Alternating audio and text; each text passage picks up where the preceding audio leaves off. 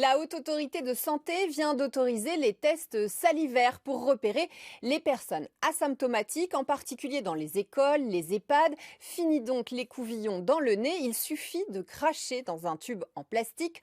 Ensuite, il faut le donner au laboratoire d'analyse dans les 5 heures, ne pas le mettre au réfrigérateur pour éviter les chauds froids et faire son prélèvement au moins 30 minutes après avoir mangé, bu, s'être brossé les dents ou après avoir fumé pour éviter de cacher les particules de virus derrière d'autres molécules présentes dans la bouche. Pour l'instant, le résultat est donné dans les 24 à 48 heures. Alors ce n'est pas un test rapide parce qu'il faut mettre ensuite l'échantillon dans une machine RT-PCR qui va reproduire le virus pour qu'il apparaisse en plus grande quantité dans le prélèvement, comme on le fait avec un test dans le nez. La salive est un fluide corporel très complexe à analyser. Elle contient plus de 1000 protéines. Les médecins lui font peu confiance en général, surtout pour repérer les asymptomatiques.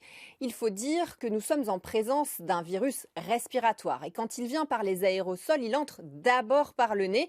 C'est donc là qu'on le voit en premier, avant même les premiers symptômes parfois. Pourtant, des tests salivaires de dépistage de drogue, mais aussi pour repérer des maladies comme le VIH ont déjà été mis au point. Leurs concepteurs sont donc persuadés qu'ils seront très utiles dans cette épidémie, notamment parce qu'ils ont la capacité de repérer l'ARN, c'est-à-dire l'information génétique de nombreux virus. Ces tests ont amélioré aussi leur performance, même s'ils restent entre 2 et 11% moins fiables qu'avec un test fait dans le nez et une analyse PCR ensuite, ce qui reste acceptable pour la Haute Autorité de Santé.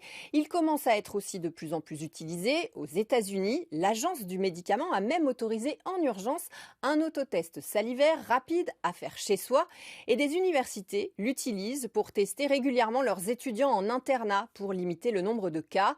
Certains scientifiques estiment que c'est un outil supplémentaire très utile pour repérer des personnes asymptomatiques qui ne seraient pas allées se faire tester de toute façon.